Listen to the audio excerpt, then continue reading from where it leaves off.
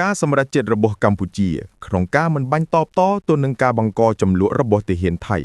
គឺផ្អែកលើការបដិញ្ញាចិត្តរក្សាសន្តិភាពនិងការគោរពនូវកិច្ចព្រមព្រៀងបទឈប់បាញ់អន្តរជាតិខាងក្រោមនេះ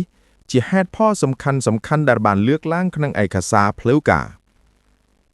បដិញ្ញាចិត្តចំពោះកិច្ចព្រមព្រៀងឈប់បាញ់កម្ពុជាបានចុះហត្ថលេខាលើកិច្ចព្រមព្រៀងបទឈប់បាញ់ជាមួយប្រទេសថៃចាប់ពីថ្ងៃទី28ខែកក្កដាឆ្នាំ2025កន្លងមក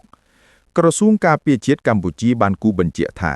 កងកម្លាំងរបស់ខ្លួនបានប្រកាន់យកគោលការណ៍អត់ធ្មត់កម្រិតខ្ពស់និងអនុវត្តនូវកិច្ចព្រមព្រៀងនេះឲ្យបានពេញលេញនិងខ្ជាប់ខ្ជួនបំផុតទោះបីជាមានការបង្កចំនួនក្តៅពីសំណាក់ភាគីថៃក៏ដោយការផ្តល់អាទិភាពឲ្យដំណោះស្រាយសន្តិវិធីកម្ពុជាមិនបានតបតដោយប្រើកម្លាំងយោធាប៉ុន្តែផ្តល់អាទិភាពដាក់ជំទាស់របស់ខ្លួនតាមរយៈដំណើរការទប់ស្កាត់ជំនួសដោយសន្តិវិធីកម្ពុជាបានស្នើឲ្យក្រុមអ្នកសង្កេតការអន្តរកាល IOT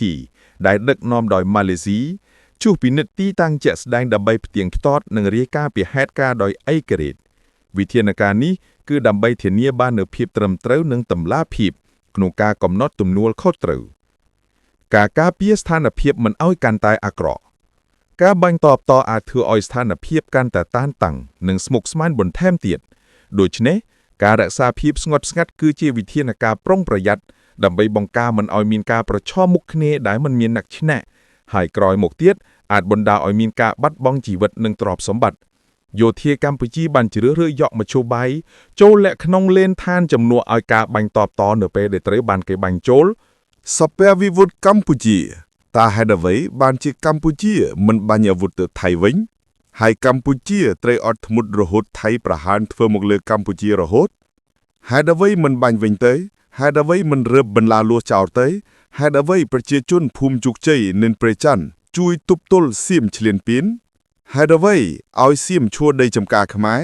ហេតុអ្វីឲ្យសៀមប្រើ drone ហោះលើដីខ្មែរហេតុអ្វីឲ្យសៀមដាក់សម្លេងបាសនិងដាក់គុណរំខានប្រជាជនខ្មែរ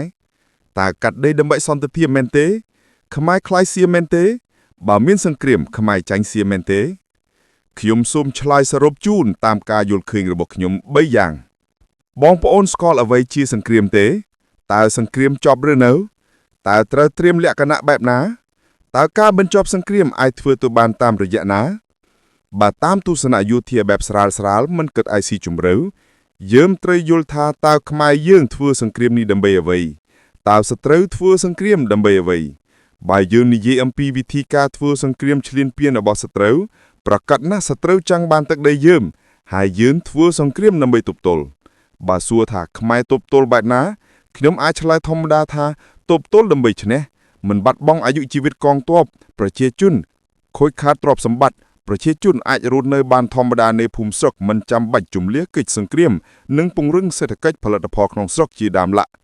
ដូច្នេះហើយទប់ទល់ដើម្បីឈ្នះគឺឈ្នះបែបហ្នឹងខ្មែរយើងមិនបាត់បង់ទាំងអាយុជីវិតនិងមិនបាត់បង់នៅអ្វីទាំងអស់សង្គ្រាមនេះមិនមែនជាសង្គ្រាមរវាងប្រទេសនិងប្រទេសទេមិនមែនដូចឆ្នាំ2008និងឆ្នាំ2011ជាជម្លោះព្រំដែនទេនេះគឺជាសង្គ្រាមមហិច្ឆតាមហាអំណាចតំបន់បងប្អូនគ្រាន់តែមើលរឿង3ក៏អាចដឹងបានទី1នៅក្នុងសង្គ្រាម5ថ្ងៃតើនរណានៅពីក្រោយសៀមទី2ហេតុអ្វីអនុព័ន្ធយោធារក្សាភាពស្ងប់ស្ងាត់ម្ល៉េះទី3ហេតុអ្វីបណ្ដាប្រទេសនៅក្នុងតំបន់អាស៊ីអាគ្នេយ៍ចាប់ផ្ដើមទិញអាវុធចូលច្រើនម្ល៉េះពីព្រោះថាពិភពលោកបច្ចុប្បន្នមានបញ្ហាអសន្តិសុខនៅគ្រប់តំបន់ជុំវិញពិភពលោកអង្គការសហប្រជាជាតិចាប់ផ្ដើមជាអង្គការគ្មានតម្លៃមហាអំណាចចាប់ផ្ដើមប្រកួតប្រជែងគ្នាលក់អាវុធផ្ដល់អាវុធធ្វើតេស្តអាវុធបំផ្លាញប្រទេសតូចៗបងប្អូនមួយចំនួនដែលស្រឡាញ់សង្គ្រាមចង់ឲ្យខ្មែរយើងវាយសៀមតែចង់ឲ្យប្រទេសខ្មែរកែជាទីលានដើម្បីឲ្យពួកមហាអំណាចផ្សេងអាចសាកល្បងអាវុធនិងពង្រីកមហិច្ឆតាក្នុងតំបន់មែនទេបើខ្មែរប្រហែលតែបន្តិចគឺខ្ទេចប្រទេសខ្មែរភ្លាមគ្មាននឹកសល់ទេបងប្អូនស្មារតីការប្រើប្រាស់ការទូតអ្វីត្បិតយួនមានការតឹងចិត្តឈឺចិត្តរាល់ការប្រព្រឹត្តរបស់សត្រូវដោយពាក្យមួយថាសង្គ្រាមមួយថ្ងៃនឹងដោះស្រាយមួយថ្ងៃយើងត្រូវយកការដោះស្រាយមួយថ្ងៃពីព្រោះថាសង្គ្រាមបើឆេះគឺរ៉ាដាល់ជីវិតបើស្លាប់ហើយមិនអាចរស់ឡើងវិញបានទេបើសិនសួរថាការដោះស្រាយតាមរយៈការប្រើប្រាស់ការទូតតើបាត់ដីទេអាចមានសង្គ្រាមទៀតទេខ្ញុំហ៊ានឆ្លើយថា មិនបាត់ដីនិងមិនមានសង្គ្រាមទៀតនោះទេប៉ុន្តែខ្ញុំសូមឆ្លើយថាដីបាត់ឬមិនបាត់អាស្រ័យទៅលើស្មារតីកុំឲ្យដូចជាបងប្អូនខ្មែរមួយចំនួនតូចដោះស្រាយមិនទាន់ចប់ផងស្រីថាបាត់ដីហើយដូចជាទទួលស្គាល់ថាដីនឹងជាដីរបស់សៀមរីឯសង្គ្រាមមានទៀតឬមិនមានក្នុងពេលបច្ចុប្បន្ននេះមិនមែនសៀមអ្នកកំណត់ទេគឺខ្មែរជាអ្នកកំណត់ពីព្រោះសៀមបានធ្វើទង្វើខុសច្បាប់ច្រើនខ្មែរអាចចាប់កំហុសបន្តសង្គ្រាមបានភ្លាមប៉ុន្តែបើសិនជាសៀមហ៊ានធ្វើសង្គ្រាមវិញក៏មិនដឹងយកអ្វីមកវាជាមួយខ្មែរទៀតដែរពីព្រោះសង្គ្រាមផាមថ្នាំងសៀមបានបញ្ចេញអស់ហើយដូច្នេះហើយទើបភ្លុំបាននិយាយថាបើមានសង្គ្រាមលើកទី2ខ្មែរយើងមានប្រៀបរួចការមានប្រៀបនោះមិនមែនត្រឹមតែការពារខ្លួនទេខ្ញុំសូមសរសេររៀបរាប់ជាការសង្ខេបបែបខ្លីៗដើម្បីឲ្យបងប្អូនបានស្វែងយល់ត្រឹមប៉ុណ្ណឹងសិនចុះនិងខ្ញុំសូមគោរពអរគុណដែលបានចំណាយពេលវេលាដ៏មានតម្លៃដើម្បីអានដល់ចប់ចុងបញ្ចប់ខ្ញុំចង់ជម្រាបជូនថាការជឿជាក់លើរាជរដ្ឋាភិបាលគឺជារឿងដ៏សំខាន់ខ្លាំងណាស់ដើម្បីខ្មែរយកឈ្នះលើសង្គ្រាមនេះ